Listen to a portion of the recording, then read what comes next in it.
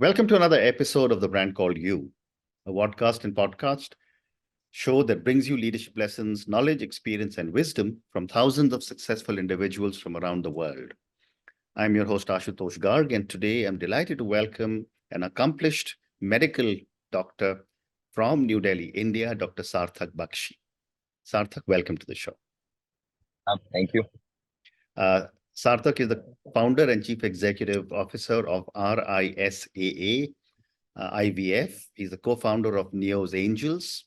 He's been recognized by Forbes 30 Under 30, Entrepreneur 35 Under 35, Asia 1 40 Under 40, and Medgate 40 Under 40. And given the amount of work he has been doing, he's been recognized and felicitated several times. So Saarthak, tell me about your own journey and what inspired you to enter the field of in vitro fertilization and reproductive medicine. To start with, I would say it was kind of a eureka moment. As an entrepreneur, I delved myself into a lot of things, and I was about to say that I was going to embark onto a very different journey before my mother, who's an IVF specialist, by the way. And I was about to go for an MBA abroad, and then I said, like a very typical household or a middle class family, it was decided that okay, if I go abroad, I have to have a job. It's an expensive education, and once I go there, and my parents being parents, Indian parents, they said, okay, go. But we want you to come back. And I said, it does not make any sense. If you're spending so much, you have to stay there.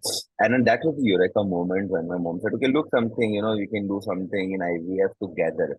That's when she said. So being a doctor, having many, many years of experience, 25 plus, and I was fresh out of, say, college, and I had burnt my fingers with a couple of ventures that I was trying to do for a couple of years. So I said, I know I would not say that I have a lot of knowledge, but I know that whereas the mistakes that I've made, I don't want to repeat those mistakes again. I require a co-founder who I can trust, and who better than a mother who would actually trust you back.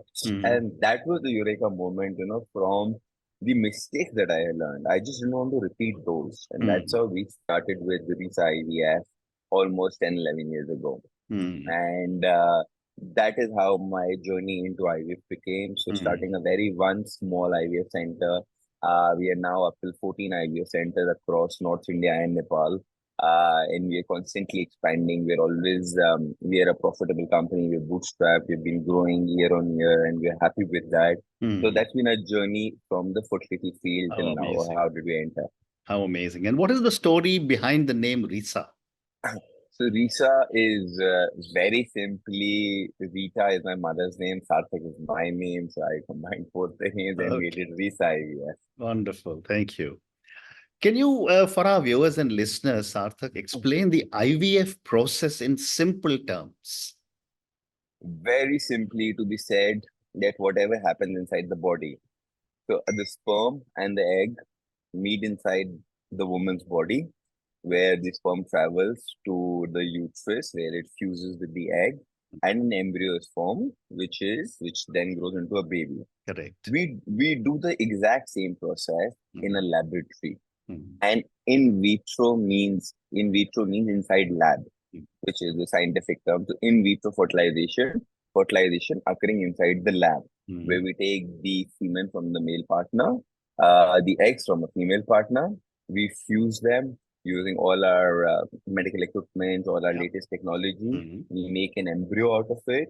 We grow that tiny cellular, and I would love to say, you would have seen that probably in Hollywood movies or Bollywood sci-fi movies, that it's a single cell. It goes to 2, then 4, then 8. So it's growing as the cellular multiplication is going. It keeps on growing. And after 5 days, we implant it back into a woman's body. So that is in vitro fertilization. How amazing. How amazing. And you are actually able to see life being true. That is what created. I was telling you. That's the best thing. Amazing. Amazing. So Saarthak, you might have spoken to hundreds or thousands of parents who want, or couples who want to become parents. What are some common misconceptions about IVF that you have encountered? Too many, too many. I mean, first of all, the biggest is I IVF babies, my babies. Can there be someone else's? Hmm. So, IVF, it's the same process as I said with chakras inside the body, just inside Hmm. the lab. Yeah. It does not change anything at all.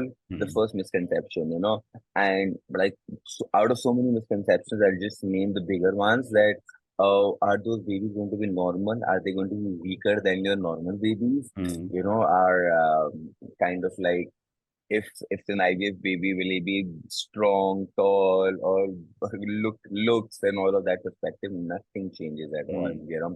To tell you a fact, Louis Brown, which was the first IVF baby born in UK in 1978, is the mother herself now. The Yes. first IVF baby has become a mother herself, so that's how the Hmm. technology has evolved. Hmm. So the misconception that there is something different with an IVF baby, not completely, nothing different at all. So not Hmm. that. Um, the other misconceptions that people do have about the process is it very risky? The woman undergoes very painful procedure. The woman undergoes, or the man has to go different things. I would not say that it's a pain-free procedure, but it's a daycare procedure. You're in Hmm. and out. There's no hospital stay. It's Hmm. a fairly easy thing. Like IVF or infertility, I would say, it's a lifestyle disorder. No matter how much we try to avoid it, it can happen to the best of us. I mean, there are always reasons, that you can pinpoint to infertility, but it can happen to anyone. So, Hmm. I have done a lot of talks on removing the stigma of parenthood, or the taboo relating to infertility, which is very prevalent in our society. As Indians, we generally, I mean, if you meet someone new, the couple of first questions, okay, what do you do? Then, are you married? The third question is, oh, how many babies do you have? So, Hmm.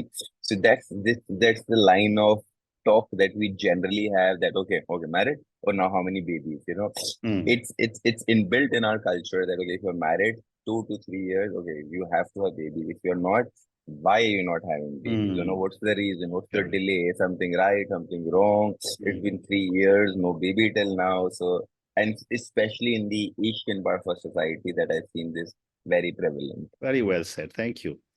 And Sarthak, when young couples come wanting to be Mm. parents, you've already said that there are some concerns, etc. they have, but every young parent has emotional and psychological needs. And when it comes with infertility, how do you handle this?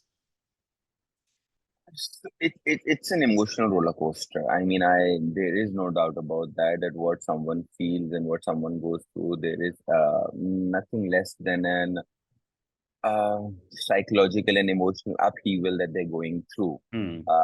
So and I generally say that, as I was saying, that it's not nobody's fault that anybody can suffer from infertility. It's a disease in itself. Um, for men, I like to go there first, because they would 99% generally hide it, Hmm. and that's because people, if I am a man and there is some problem with my sperm, could be a count, could be Yeah. morphology, could be motility. The normal psychology is, oh, I'm less of a man now, Hmm. or I'm questioning my manlyhood, you Hmm. know. And that's where there is no, women are emotional. If someone's going through something, they have a shoulder to tend on, mothers shares with their daughter or sisters or their friends, and they have this. But I have never seen, in all my years of business and service, that a man coming to me, or a friend, I am suffering from, and the problem is with me. Hmm. My sperm count is, my swimmers are not fast enough. They do not reach the destination, Hmm. even jokingly saying that. Hmm. Or, my count is very low, it's less than 1 million, Hmm. nobody, no man is ready to share, because they take it on as an individual pride, Correct. that, okay, uh, it makes me less of a man, which isn't Hmm. true. Hmm. So That's true. that's where I've had so many talks, that it can, even if you're healthy, Hmm. you don't smoke, you don't drink, you're going to the gym, you're exercising, it can still happen to Hmm. anyone. So Hmm. men have to, because it's an emotional thing, and men aren't sharing, so they go into that psychological depression Hmm. phase, and then they feel a little. construed about it that, okay, how could it happen to me? I would like there to be out there and it happens, okay? It can happen to anyone. Even if you're not sharing, at least share the journey, that okay, we are having trouble as a couple. So for men, I've generally seen that they bottle up into all the feelings are bottle up, and then Right. that leads to further other things. Even for women, Hmm. um, although women are more emotional and they share a lot of things with their other colleagues, counterparts, family members, and relatives. But for women, it's a difficult procedure because Hmm. they actually have to undergo, take hormonal injections, have a lot of different things going through their body while they're taking injections. Hmm. For those 15, 18 days, they're constantly under stress of what will happen and what will not happen. So as I said, from a medical perspective, it's not that difficult, but from an emotional and psychological perspective, it's a challenging procedure. So Hmm. for you or someone who's listening who wants to understand that, please be positive during the IVF because a lot of things depends on how your how the hormones are working up inside your body, and how do your hormones work up is completely derived by the brain, and how psychologically happy you are and how Hmm. happy you take a challenge together. So Hmm. I would love that people come out in the open, talk about it, have their success stories shared with each other, have their challenges shared with each other, just to help each other, and Hmm. knowing that if they even not get success in the first try, there's a second, there's a third, there's hope after the first failure also. So Very well said. What a great response. Thank you so much. My next question for you, Sarthak, is that what have been the challenges of making IVF more accessible and more affordable? And you just told me you yourself have now expanded to 14 centers. mm, But given our population, I'm sure the demand and potential must be much greater. it definitely is. I mean, so just to go a step behind, and I get this question a lot, um, everybody comes, what's your population? We are 1.42 billion people or somewhere around that. Hmm. We are the most populous country in the world. Correct. And this is the question I get. Do we require more babies? Do we Hmm. require more people? Hmm. Or, or 9 billion people on earth? Do we actually require more people? And that's why I said, there are a couple of things that you're forgetting now. Um, that first of all, we are giving babies to people who have either zero or someone who has probably one and at the max looking for a second one. Hmm. Nobody's coming to us who already has four children and we want a fifth one. We already have five, we are requiring a sixth one. So nobody Hmm. is taking treatment in that scenario, in that process, first of Hmm. all. And Hmm. second, if you have read, fertility rates across the world are on a decline. Europe, Japan, US. I mean, everywhere. Even India is down to almost at a fertility rate of 2.1 over, Hmm. which means that the point of replacing the number of people coming in who's going to replace the number of people that are going to die are decreasing. Hmm. So, and the great Indian success story, which Mr. Modi ji has been selling, is that we have the largest youth population, the largest workable population, both in terms of white Hmm. collar and blue collar, someone under 25 in India, and it's only been possible of our good fertility rates. Hmm. Whenever I get this question that, oh, do we require more people? We certainly do, because it's right at the threshold, we're right at the balance. We haven't gone beyond, although our fertility rates have come down a lot from what it was 50 years ago or 40 years ago. Okay. So that Very that interesting. is there. Very interesting. The other thing that I was reading about when I was preparing for my conversation with you is the importance of genetic screening. Why is this important in IVF and how does this work? I will actually tell you one thing that so we get a lot of couples, and this is I'm talking about pre before we're getting married, and Indian tradition, patri, we Hmm. have to Yep. show our patris, we have to meet the gun criteria, Hmm. like the 36 36 gun Yeah. milne chahiye and what happens and all Hmm. that. And I constantly say that life isn't certain, but something is certain is in if I had a chance, I would remove this kind of thing. Okay, if someone who believes in that should go ahead, but what I believe in is a medical patri, Correct. which people don't get done. There are say you don't want to check the fertility levels, but you can obviously check from kidney problems to your thalassemia problems to your some problems. And in our case, and this is a live example, I mean, actually, this would be my story, that I am a thalassemia minor. So, and it has no effect on a daily basis. So it does not have any effect on something. But if my wife was a thalassemia minor herself, Mm. and when our progeny or our children, the chance of getting a thalassemia major is then 50%, which Wow. means blood transfusions all lifelong, and a very painful life if you're Mm. if you're Mm. thalassemia major. So this is the medical patri where it comes out that you with a little knowledge and Mm. with a little bit of more understanding, you can remove all these things. Mm. And genetics come into play over here only Mm. in our industry now with IVF being so advanced and with things moving so fast ahead, we are able to, like you would have seen, that there's a breast cancer gene going on for generations into women. Mm. People are aware. So if you know that you don't want to pass on to the gene, you go for an IVF with a PGS, pre-implantation genetic screening. But we are already testing at a genetic level. What are Mm. the diseases? Similarly, if I am a thalassemia major, and my wife isn't, but there's still now a 25 or 50% chance that the baby could be. So Mm. we don't go for a natural conception, but we generally start with an IVF Mm. by removing the genetic trait or by testing it for thalassemia major or for any other disease.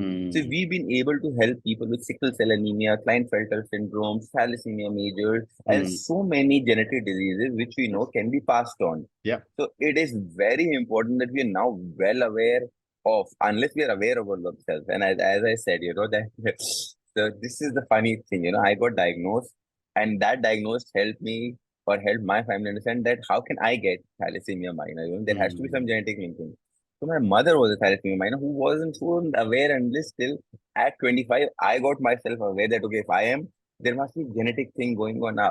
But Mm. since it Yeah. was a minor, it never had affected, and that's where I Amazing. said that it should be a medical patri and medical I knowledge rather than. I just love this term medical patri. I think uh this is so relevant, and I'm sure a lot of our viewers and listeners will reach out to you, given the fact that the medical patri is such an important term you've spoken about. Sarthak, my next question is: what are some of the ethical considerations in IVF, especially with so much advancement in technology? So we have a lot of these ethical considerations have been taken care by the government. We Yeah. have just been notified under a new law, Mm. which is now regulated, I would say, and okay, which is the need of the hour to regulate also IVF. Because as I said, the technology has gone so much. There wasn't an age barrier. And I remember a case happening 3 years ago, 3 to 4 years ago, where a 79-year-old man and a 72-year-old woman, undertook IVF for a baby. And luckily, I think they had a baby boy, which is like they were childless and probably they were farmers in Punjab having loads Mm. of land. But can you understand the dilemma of a 79, 80-year-old man becoming a father? How long does he have? Or Right. how long does the woman have? They won't, I don't think, generally, I mean, I'm Mm. eight, Mm. till the time till the 18, will they be there? How does this happen? So age was one thing, that you have to put a restriction on, okay, that Correct. till at this point of time. Mm. The secondly was the aspect of surrogacy, which was very prevalent that if there's a medical need, you can go ahead for it, but don't go it for a social surrogacy, which is like Mm. uh, probably for celebrities or probably for models or something, who don't want to say undergo the whole pregnancy procedures and who don't want to gain the weight or whatever the Mm. reason was. Mm. But Mm. that's an ethical dilemma that if it's a medical condition, please go ahead. Mm. And the age is very efficient.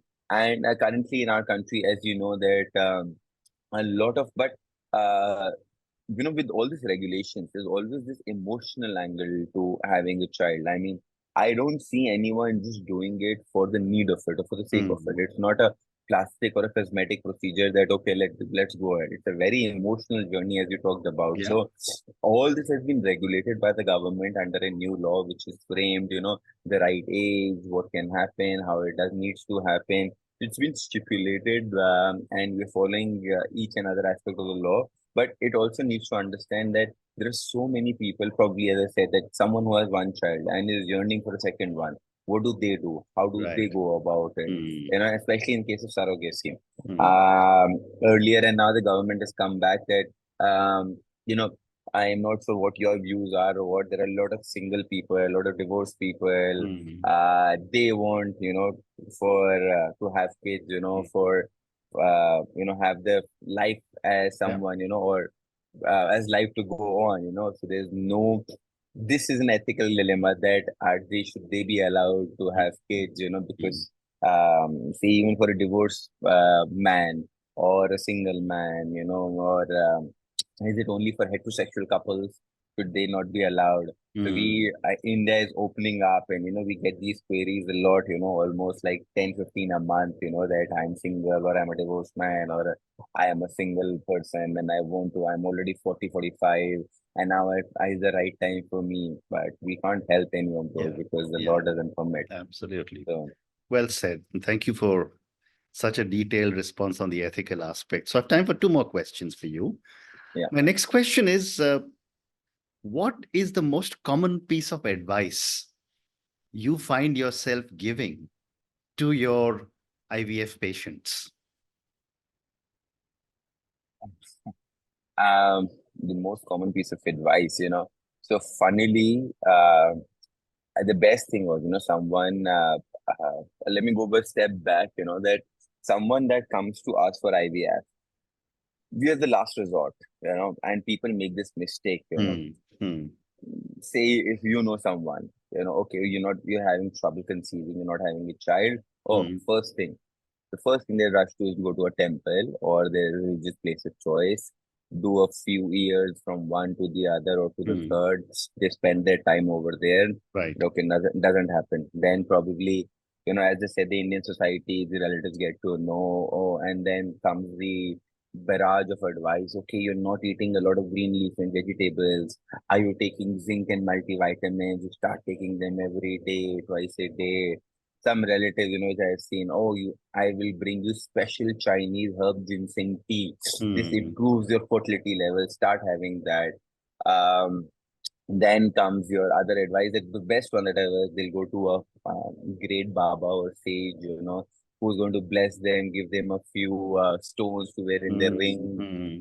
and or already surprised. I was surprised to see one of my patients telling me that the Baba told me eat to a special kind of samosa with the red chutney only, not with Hmm. the green chutney, only with the red chutney, and to improve. Hmm. So by the time they've gone 4 or 5 years or through this journey, and then they come to us, you know, which should have been the first process. Consult Correct. medically what is wrong, what is right. We can diagnose, we can Hmm. figure out, and then we can give you the right sort of treatment. So Hmm. that's the one thing that the advices where people are going wrong, you know, that this is it. It's a medical problem. It has to be treated medically Hmm. rather than going through this whole life cycle of Correct.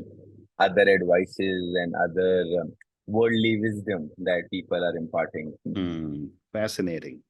And Sarthak, my last question to you, Yeah.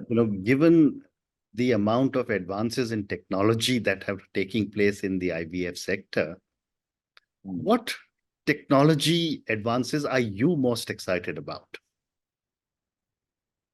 So there is a thing called CRISPR technology. It has been developed and it's already existing, but it's not been allowed to come into the human world, you know, or Hmm. be relevant in our world, you know. Hmm. So CRISPR means gene editing, as I was telling you, you know, and there's Hmm.